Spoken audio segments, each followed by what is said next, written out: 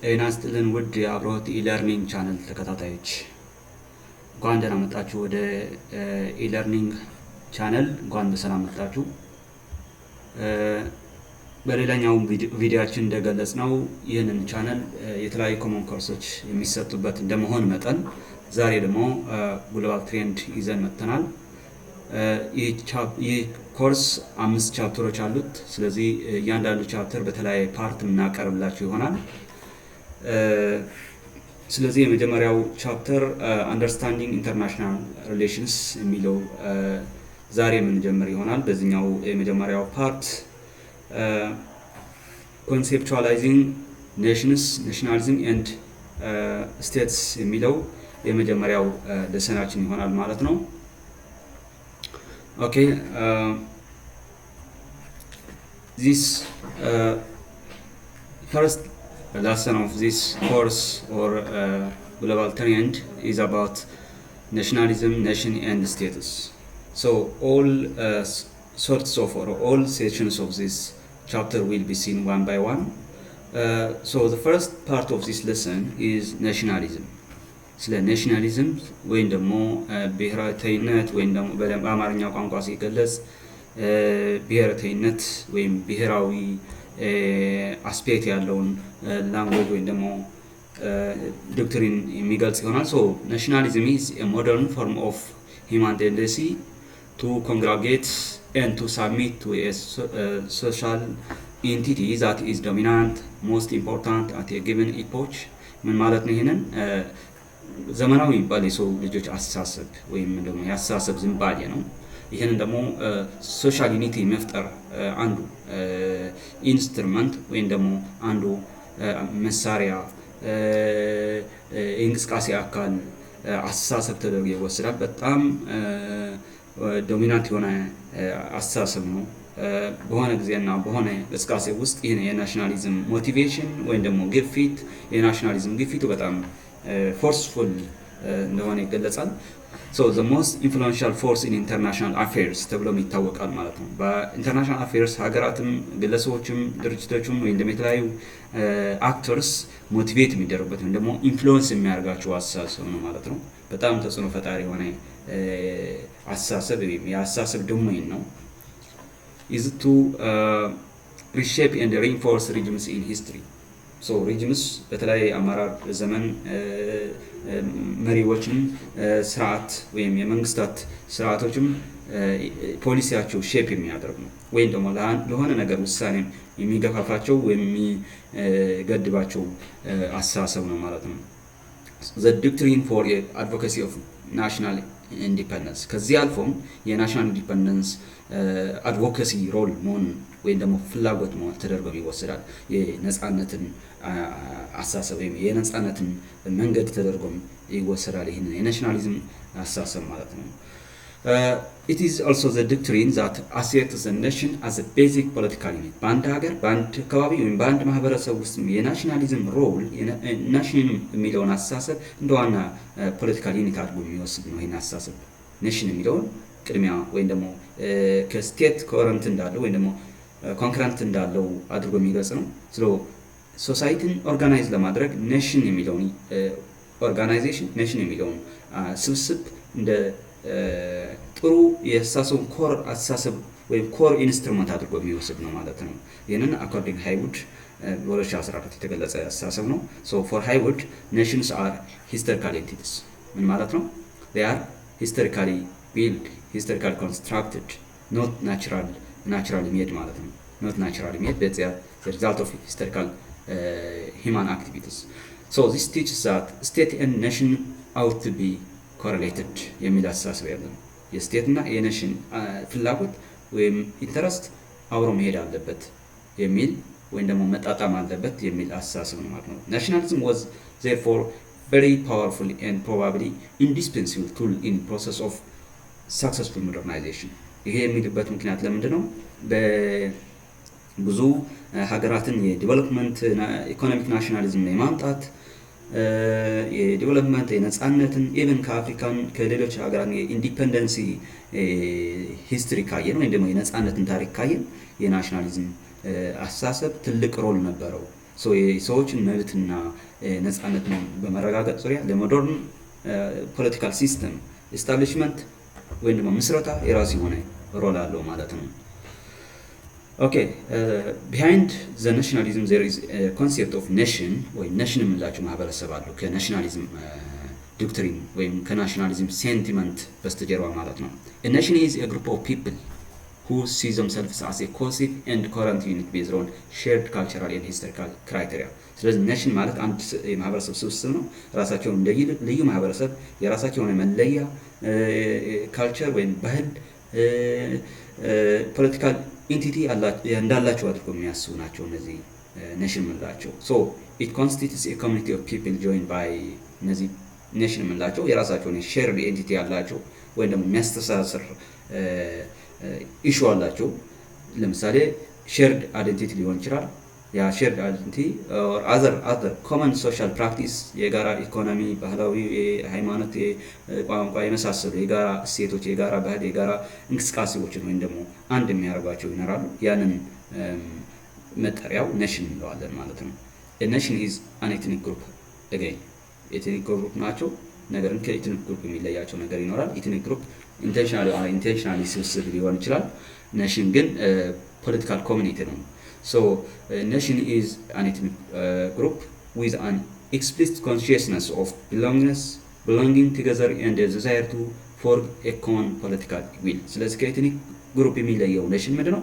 ኮመን ፖለቲካል ዊል የመፍጠር ሂደት ነው። የጋራ የሆነ የፖለቲካ አስተሳሰብ የመመስረት የማሳደግ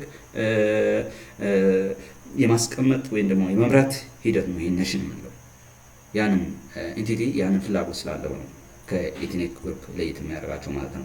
ሶ ኔሽንስ አር ሶሻሊ ኮንስትራክትድ ዩኒትስ ኖት ጊቨን ባይ ኔቸር ቅድም እንዳልነው ማለት ነው። ሃይውድ እንዳለው ሶ ዘ ኔሽን አድድ አን ኢንተሪየር ላይፍ ቱ ዘ ስቴት።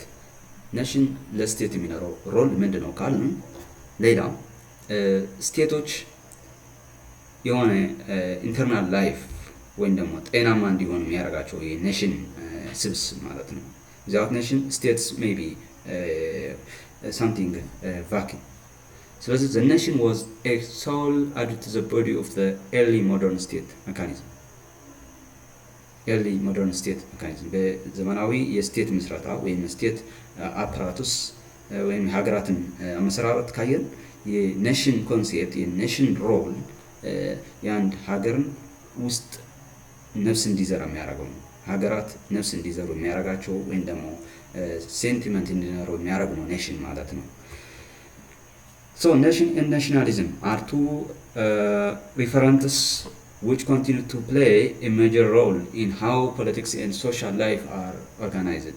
ፖለቲክስም ሶሻል ላይፍም እንዴት ኦርጋናይዝ መደረግ እንዳለባቸው ኔሽን እና ናሽናሊዝም የራሳቸው የሆነ ኢምፖርታንት ሮል አላቸው ማለት ነው። በዚህ ሀገራት ማመሰራረት ወይም ደግሞ ስፔሻሊ በፖለቲካል ላይፍ እና ማህበራዊ በሶሻል ላይፍ እነዚህ አሳሰቦች ትልቅ ዶሚናንስ አላቸው ማለት ነው። ወይም ደግሞ ተጽዕኖ ፈጣሪ አሳሰቦች ወይም ደግሞ እንቅስቃሴዎች ናቸው። Okay, so the other one on this point is what you call it nation states or nation states, and this refers the country with a given people አንድ አይነት ማህበረሰብ ወይም የሆነ ማህበረሰብ አለ and its political unit have the same identification። ያ ማህበረሰብና ፖለቲካል መፍጠር የሚፈልገውን የፖለቲካ ማንነት የፖለቲካ አስተሳሰብ አንድ ሲሆን ማለት ነው። ላይክ ጃፓን ኦር ፊንላንድ እንደ ቤስት ኤግዛምፕል መውሰድ እንችላለን። የጃፓን ፊንላንድ ማህበረሰብ ካየን የሆነ ሆሞጂነስ የሆነ ሶሳይቲ እና አንድ ሀገር የመመስረት ኢሹ አለው ወይም ደግሞ የመሰረተበት ሂደት ካየን እሱ ኔሽን ስቴት አድርገን መውሰድ እንችላለን። ሶ ኢት ኢዝ ዘ አይዲያ ኦፍ ሆሞጂነስ ኔሽን አንድ አይነት ወጥ የሆነ ወይም ደግሞ ተመሳሳይ ቋንቋ ተመሳሳይ ባህል ወይም ደግሞ አብዛኛው ፖለቲካል ኮሚኒቲው የጋራ ፍላጎትና የጋራ ትስስር የፈጠረበት ውህድ የሆነ ህብረተሰብ እና ያንን ህብረተሰብ ሀገር የሚመሰረትበት ሁኔታ ከሆነ ያንን ሀገር ኔሽን ስቴት እንለዋለን። ሶ ዚስ ኢዝ ሆሞጂነስ ኔሽን ገቨርንድ ባይ ኢትስ ኦን ሶቨሬን ስቴት። የራሱ የሆነ ነፃ ሀገር ሲመሰርት የሚኖር የሚፈጠር ሀገር ነው የኔሽን ስቴት ነው። ዌር ኢች ስቴት ኮንቴንስ ዋን ኔሽን። እያንዳንዱ ስቴት አንድ ኔሽን ይዛል ማለት ነው። ሄትሮጂነስ ኔሽን የሚባል የለም ማለት ነው። ያንን ኔሽን ስቴት እንላቸዋለን። But some nations may have no state still, such as the Kurdish people in Palestine, Middle East አካባቢ ያለውን ሀገራት ወይም ማህበረሰብ ካይን ኩርዲሽ ህብረተሰብና የፓለስታይን still nation ናቸው። They are solid, they are very consolidated nation, but they have no nation state ወይም ደግሞ nation state የራሳቸውን አንድ ሀገር sovereign state ቢልድ ማድረግ አልቻሉም። ስለዚህ ሁሉም nation state ይሆናል ማለት አይደለም ማለት ነው። The concept of nation state is a late result of political history again. ሂደቱ ወይም ደግሞ አመጣጡ ካየ ነው ሌት ሪዛልት ወይም ደግሞ በተለይ ሞደርን ሂስትሪ ላይ አጭር ጊዜ ዴቨሎፕመንት ያለው ማለት ነው። ነገር ግን ይሄ ማለት አሳሰቡ ከድሮ የነበረ ማለት አልነበረም ማለት አይደለም። It begins in the late Middle Ages, ከሚድል ኤጅ ጀምሮ የነበረው ነው and reaches its apex ወይም ደግሞ ከፍተኛ ደረጃ እና ተቀባይነት የደረሰ ግን በ19ኛው እና በኤርሊ 20th century አካባቢ ነው ተቀባይነቱ ከፍ ያለው ማለት ነው።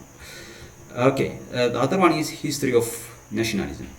ከነዚህ ኔሽን ስቴት ከኔሽን እና ሶስተኛው ናሽናሊዝም አይዘን ስናየው በሁለቱም በስተጀርባ ማን አለ? ናሽናሊዝም አለ። ይሄ ሴንቲመንት ዶክትሪን ስለሆነ ማለት ነው።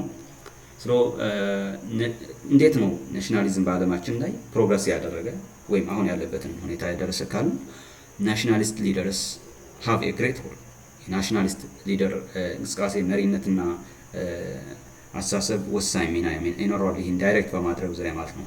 ሶ ናሽናል ሊደርስ አርጊው ዛት ዘ ኔሽን ሹድ ቴክ ኦቨር ዘ ስቴት ማን የኔሽን ኢንተረስት የኔሽን ህልውና በስቴቶች ላይ ፕራዮሪቲ አላቸው ማለት ነው። ወይ ደግሞ they should take first make use of its institutional structures to further the nation state። ለምሳሌ ስቴቶች ያሏቸው ኢንስቲትዩሽን ዋና ዓላማቸው የኔሽን ፍላጎት የኔሽኖችን ፍላጎት የማሟላት ወይም ደግሞ የማስፈጸም ቅድሚያ ሊሆን ይገባል። ምክንያቱም በእነዚህ አስተሳሰብ መሰረት ኔሽኖችን ዌልቢንግ የኔሽን ዌልቢንግ ሲኖር ነው ስቴት ኢንተሪየር ላይፍ ሊኖረው የሚችለው ወይም ውስጣዊ ጤንነት ወይም ደግሞ ሰላም፣ መረጋጋት፣ እድገት የምንላቸው ነገሮች የሚኖሩ የኔሽን ህልውና የኔሽን ፍላጎት ሲሟላ ነው በዛች አንድ ሀገር ውስጥ የሚል አስተሳሰብ ስላላቸው ነው። So nationalism in the first part of the 9th century was a liberal sentiment። በ19ኛው የመጀመሪያ አካባቢ የነበረው የናሽናሊዝም እንቅስቃሴ ካየን የሊበራል ወይ ደግሞ የነጻነትን የሊበራል ሴንቲሜንት የነበረው አስተሳሰብ የነበረው ነው። በዋናነት ደግሞ በሰልፍ ዲተርሚኔሽን ወይም ደግሞ ራስን በራስ የማስተዳደር የሚለው ኮንሴፕት የሚገለጽ ነበር ማለት ነው። የሚገለጽ ሰልፍ ዲተርሚኔሽን ዋና መገለጫው ነበር። ዘን ዩሮፕ was in the aftermath of the revolution። ይህንን በብዛት የታየው ሪቮሉሽኑ በዚህ አስተሳሰብ በጣም ሲነዳበት የነበረው በዩሮፕ ኮንቲኔንት ነው። ሶ ኮር ፕሪንሲፕልስ ነበሩ። የዚህ ናሽናሊዝም የሚመራበት ኮር ፕሪንሲፕልስ ነበሩ። በዋናነት ሌጂቲሜሲ እና ናሽናሊዝም ናቸው። ሰልፍ ዲተርሚኔሽን የሚመራበት አንዱ የናሽናሊዝም አይዲያ ነው። ሁለተኛ የሌጂቲሜሲ ፍላጎት ነው፣ እውቅና የማግኘት እና ብሔራዊ ስሜት ያለበት ማለት ነው። ይህንን በዚህ የሚመራ ሪቮሉሽን ይከናወን ነበር ማለት ነው በዩሮፒያን ኮንቲኔንት። ሶ ናሽናሊዝም ፋይናሊ ኢመርጅድ ዊዝ አሜሪካን ኤንድ ፍራንስ ሪቮሉሽን። ሌላም ከዚህ ቀጥሎ በፍራንሳይና በአሜሪካ የነበሩ ሪቮሉሽን ትልቅ ኤግዛምፕል የነበሩ ናቸው። ለሚቀጥሉ የናሽናሊስት ሙቭመንት የናሽናል ሊደር አቅጣጫ የሚኖሩ እነዚህ ሪቮሉሽንስ ትልቅ ሚና ነበራቸው። ኢን 1884 the perspective of self-determination seems to became a reality። ይሄ የሰልፍ ዲተርሚኔሽን ጥያቄ ግልጽ እየወጣ መጣ። አክሴፕታንሱ እና ከቨሬጁ ግሎባሊ በጣም ሲግኒፊካንት እየሆነ መጣ፣ ተጽዕኖ ፈጣሪ እየሆነ መጣ። ሶ ሪል ጥያቄ እውነተኛ ጥያቄ የማይደብቅ ጥያቄ እየሆነ ሲመጣ ይህንን ናሽናልስ ሊደርስ ፕራይዚንግ በጣም ዓለም ላይ ሲያቀጣጥሉት ትልቅ ተጽዕኖ ፈጣሪ አስተሳሰብ ሆኗል ማለት ነው። ዘን the idea of self-determination undermines the political legitimacy of European empire። ከዛ በፊት የነበር ኢሮፒያን ኢምፓየር ይሄ የሰልፍ ዲተርሚኔሽን እንቅስቃሴ ወይም ደግሞ ጥያቄ በትልቁ ወይም በዋናነት አንደርማይን አድርጎታል ወይም ደግሞ ጎድቶታል ማለት ነው። ጎድቶታል ምክንያቱም ከዛ በፊት የምታወቀው ኢምፓየር የምትባለው ናት። ይህ ሰልፍ ዴተርሚኔሽን ግን ዲስኢንቴግሬሽን ወይም ደግሞ መገነጣጠል፣ መለያየትን፣ የራስን መብት ማስቀደምን ቅድሚያ የሚያመጣ ነው። ስለዚህ ያን ኢምፓየር አደጋ ላይ ወይም ደግሞ እንድትጎዳ ወይም ደግሞ አደጋ ላይ እንድትገባ ምክንያት ሆኗል ማለት ነው። ኢምፓየሩ ወደ ተለያዩ ግዛቶች ወደ ኔሽን ስቴትስ ኤስታብሊሽመንት አመራ ማለት ነው። with the end of the first world war in 1918 የመጀመሪያ ዓለም ጦርነት መጨረሻ አካባቢ በ1918 በአውሮፓውያን አቆጣጠር the right to self determination የሚለው አስተሳሰብ ትልቅ እውቅና አገኘ። ከዛ በፊት የነበረው እንቅስቃሴ ሞር ዶሚናንት እየሆነ ሲመጣ እውቅና አክኖሌጅመንት አገኘ። መብት እንደሆነ እውቅና ተሰጠው ማለት ነው። የህዝቦች የአንድ ማህበረሰብ መብት እንደሆነ ማለት ነው።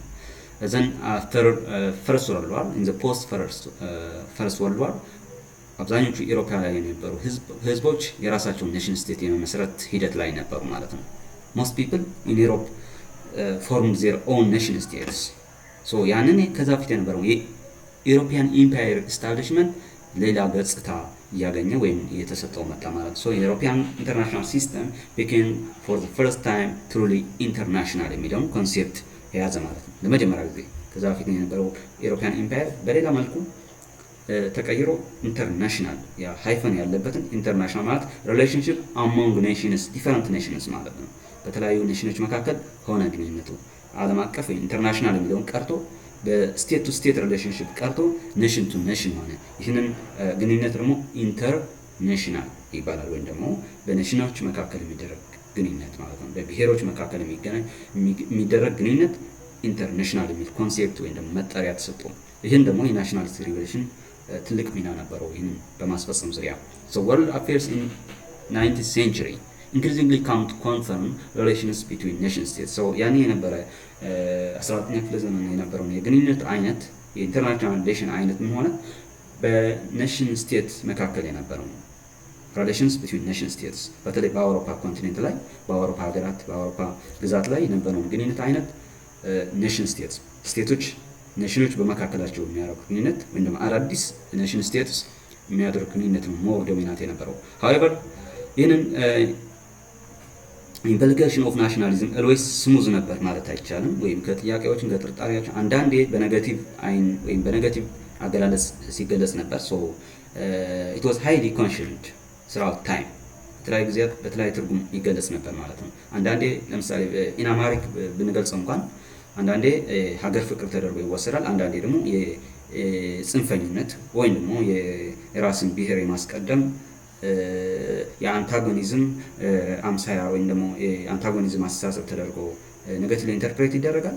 በሌላ በኩል ደግሞ የሀገር ፍቅር መገለጫ ተደርጎ ይወሰዳል። ፖዚቲቭሊ ኢንተርፕሬት ካደረገ ነው ናሽናሊዝም በብዙ ሀገራት ነጻነት ላይ ትልቅ ሚና ተጫውቷል። በአፍሪካም በዓለም ላይ በተለይ ኢንዲፔንደንስ ሮል በነ ፓን አፍሪካኒዝም ሲከናወን የነበረ ነጻነትን ከቀኝ ገዢዎችን ነጻ የማውጣት ሂደት የናሽናሊዝም ሴንቲመንት በጣም ትልቅ ሮል ነበረው ማለት ነው። ሶ ይሄንን ጥያቄውን sometimes ኔጌቲቭ ኢንተርፕሬት የሚደረግበት ሁኔታ የተለያዩ ገጽታ ይሰጠዋል። however with the end of the post cold war ወይም ደግሞ ከዓለም ቀዝቃዛ የዓለማችን ጦርነት መጠናቀቅን ተከትሎ የነበረውን ናሽናሊዝም እንቅስቃሴ ካየነው ናሽናሊዝም ሞር ሪቫይቭ ያደረገ ሞር ሲግኒፊካንት ሆነ ስቲል ያለውን የናሽናሊዝም እንቅስቃሴ እስካሁን ያለውን የዓለም ፖለቲክስ ከቨሬጅ ያደረገውን የናሽናሊዝም እንቅስቃሴ ካየነው ናሽናሊዝም እንደገና እንደተወለደ ወይም እንደገና ዶሚናንት ኢሹ እንደሆነ ያሳየናል ማለት ነው።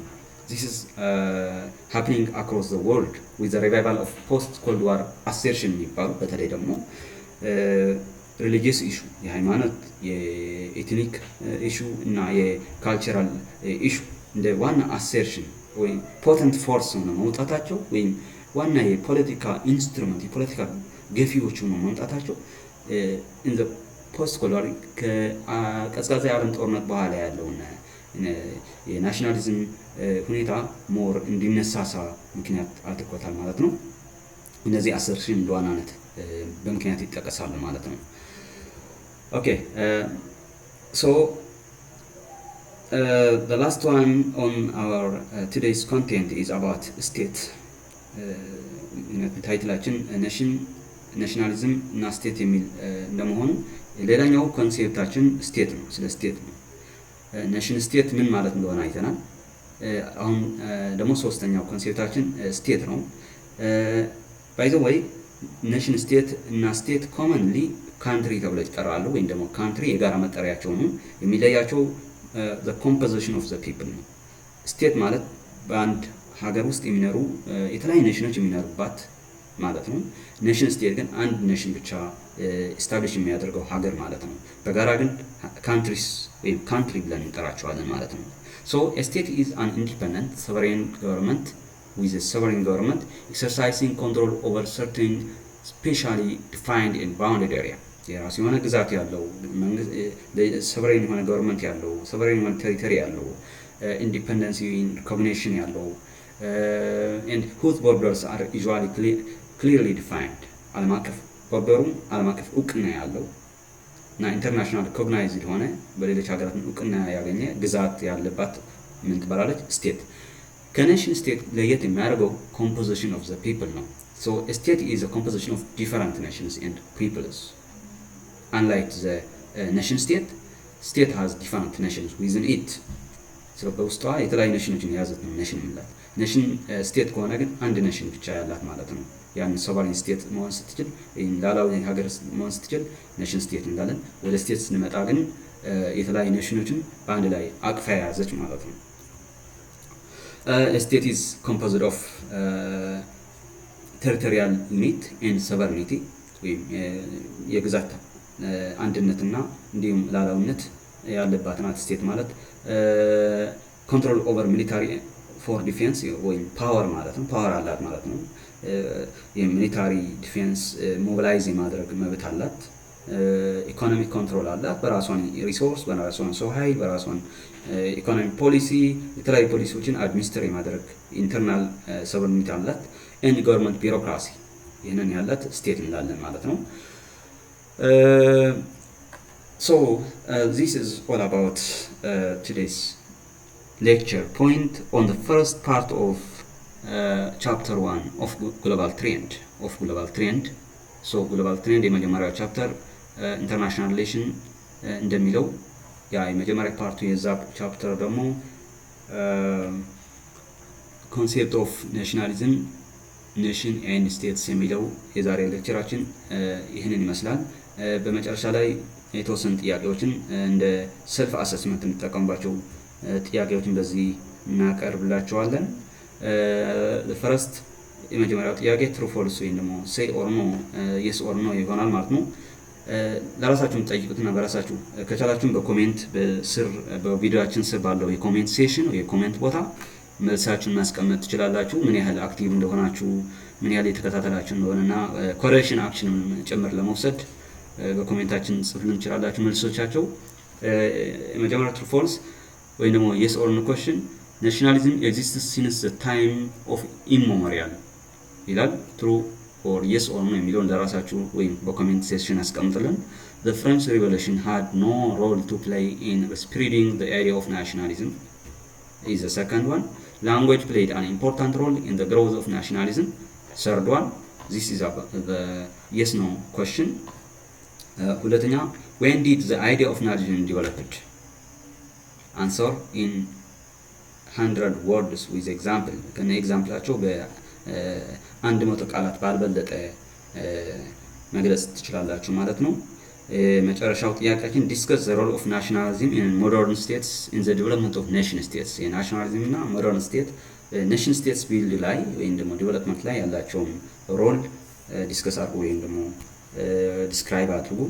ይህንን ይላል። ሪኮመንድድ ቡክ አለን። ሪኮመንድ ቡክ ወይም ደግሞ ማንበብ ለምትፈልጉ ወይም ደግሞ መጽሐፍ ሪኮመንዴሽን የምትፈልጉ ኔሽን ስቴት የሚለውን መጽሐፍ ፖንቲፊካል አካዳሚ ኦፍ ሶሻል ሳይንስ ያሳተመኝ ፓብሊሽ ያደረገው መጽሐፍ የ2019 መጽሐፍ አለ። እሱን ማየት ትችላላችሁ። በዚህ ስም በመጽሐፍ ስም መግባት ትችላላችሁ። So this is our today's class. Thank you for staying with us. ከኛ ጋር በነበራችሁ ቆይታ በጣም እያመሰገን በሚቀጥለው ሌላ ይዘት ሌላ ፕሮግራም እና ፖርሽን እስከምንገናኝ መልካም ቆይታ እናመሰግናለን። መልካም ቆይልን።